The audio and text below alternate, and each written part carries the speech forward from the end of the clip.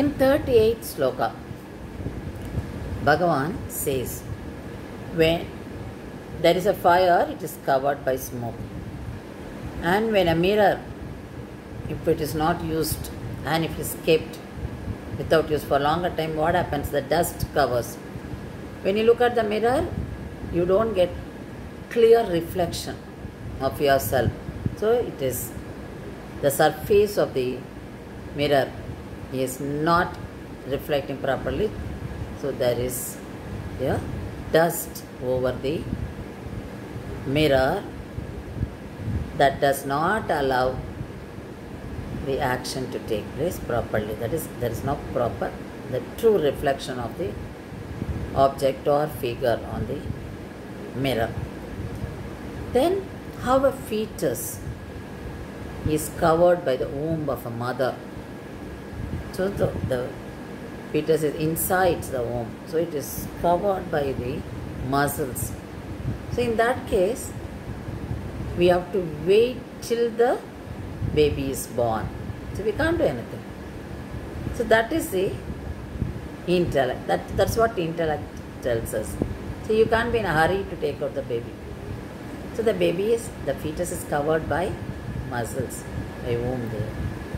Then jnana, the knowledge, is covered by kama,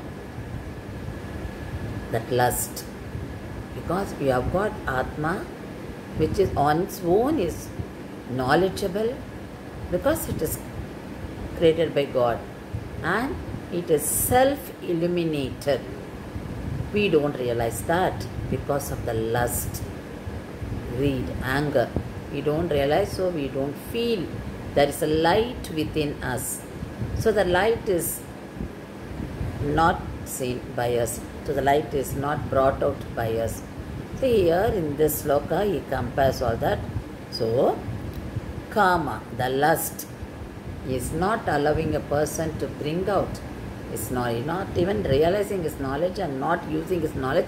So there is the intellect is not useful to him.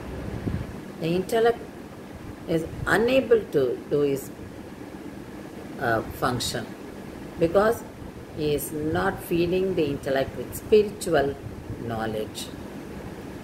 He is talking about how intellect, because body, mind and intellect, when you turned your attention towards God through bhakti, what do? We go in a spiritual path, so the intellect is fed with spiritual knowledge. So you know the desire is not good, desire is very dangerous. So the grade of all desires will be removed by the spiritual knowledge. So to understand this, there's a small story. A person going in the forest, he was chased by a lion. He was going in the forest and he was chased by a lion and he jumped into the well. But while jumping, he got a grip of the climber. So he was holding that climber. And when he looked down, there's a snake looking at him. And what happened? The lion was looking down and watching him because he was waiting to eat him. And there are two rats moving over the climber, the part of the climber which is held by that man. So they have started nibbling it. So he is in this surrounding and this man looked up and there was a beehive and he was getting a honey dripping from that and he is taking it and he is happy about it. He never realized that he is in a very bad situation, very dangerous situation, and there are so many dangerous factors are around him. So, but he is enjoying that. So this is how our life is. We enjoy the temporary pleasures. We don't go for the permanent pleasures. That is, we don't realize God. And we have got the factors. Here you find lion and there's a snake and here the rats. They are all like the factors like death, sickness, and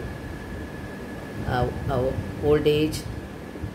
So we have got so many challenges, but forgetting that we are enjoying the temporary pleasure. So there is not using the intellect. So this is what we do in our life. So we do not go towards God realization, which is permanent. Realizing God and getting pleasure from God.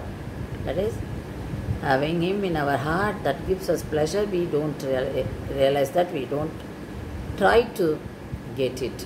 Because we are attracted by so many things around us, all these objects of senses. We don't know which is permanent and which is temporary, which gives us temporary pleasure and which gives us permanent pleasure. So we are in ignorance.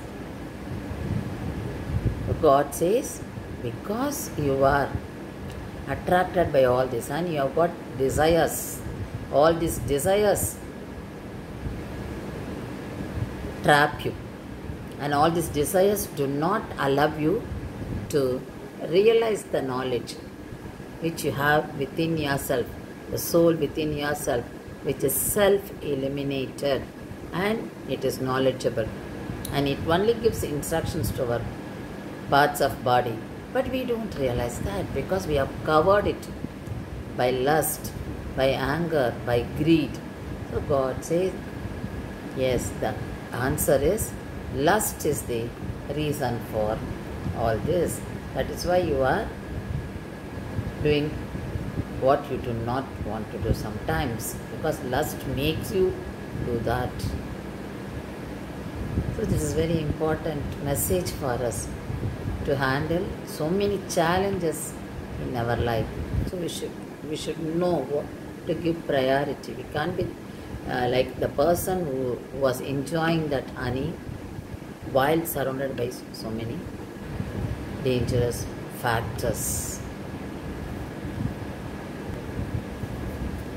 There is a Pasuram by Tirumangayalvar relevant to these three slokas.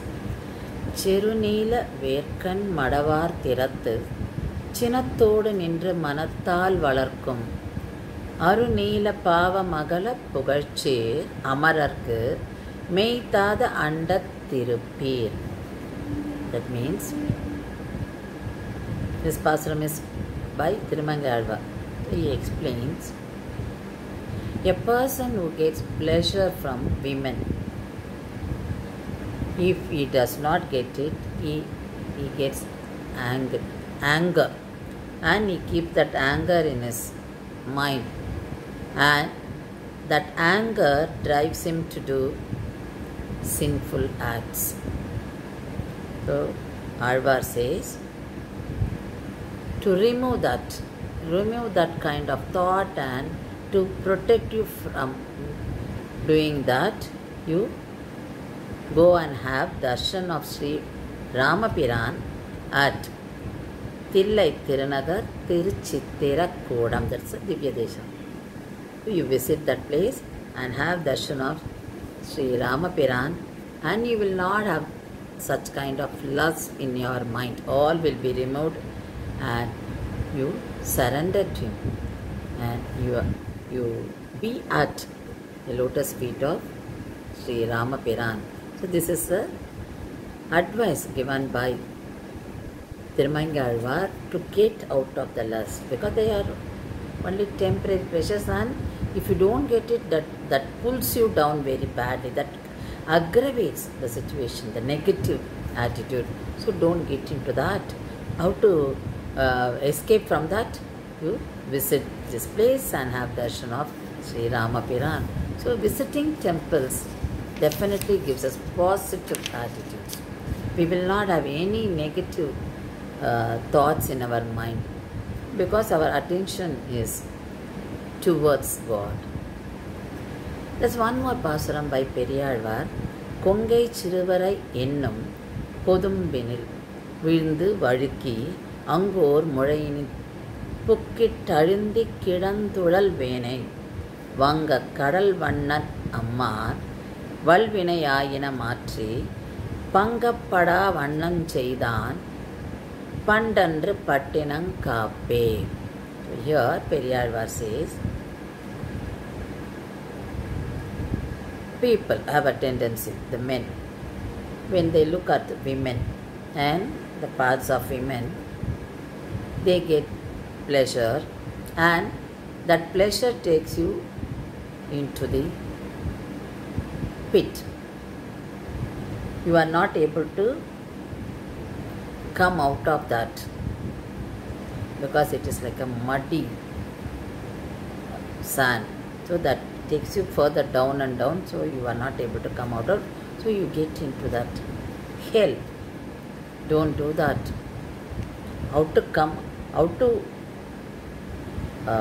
avoid yourself from getting into that? You take refuge in Sriman Narayana. He saves you from such situations. He will relieve you from the lust. He will purify your mind. He will divert your mind towards good actions. So fix your mind on Him. So this is what explained by Periyar. So how nice when we sing in praise of God, when we have darshan of God, and when we visit temple, our mind has only the divine thought. So we don't even get anything to look around, because we are seeing only the divine things. We are looking at God and we are hearing slokas. So everything on divine things only. So Alvar says, Periyalvar says, so you protect yourself, you keep yourself away from lust and concentrate on God and lead a good life. So this is very important for us, because by reading scriptures we find our mind is channelized towards good thing, good path, and we understand that these are all not necessary for life, and they give you only temporary pleasure and they pull you down. So what is eternal, what is the permanent pleasure, you search for it and you go towards it. So what is that? Only God.